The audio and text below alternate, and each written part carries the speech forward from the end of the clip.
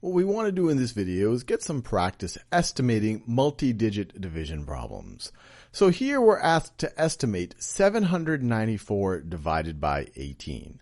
Now if you wanted to get the exact answer, you'd probably have to do, in fact you would have to do some long division or maybe use a calculator. But the whole point here is to get some practice estimating. So pause this video and try to see if you can figure this out without even using any pencil or paper. Alright, so now let's do this together. So I'll tell you what my brain does. My brain says that, look, 794 is awfully close to 800, and then 18 is close to 20. And so I would say this is going to be roughly the same thing as 800. It's going to be roughly equal to 800 divided by 20. Is it going to be exactly equal? No. But these are the numbers closest to the numbers there that it's easy for me to divide in my head. So, for example, I would then say, if I was just doing this purely in my head, I would say, well, 100 divided by 20 is 5. So 800 divided by 20 is equal to 40. Or another way to think about it, 800 over 20, if we divide the numerator and the denominator by 10, it's the same thing as 80 over 2, which is equal to 40.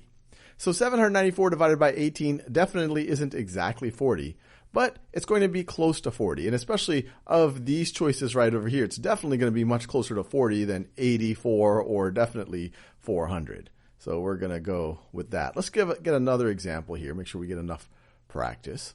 So once again, we are asked to estimate 722 divided by 68. And so why don't you have a go at it? Pause the video and try to see if you can figure out what it is, and try to do it in your head.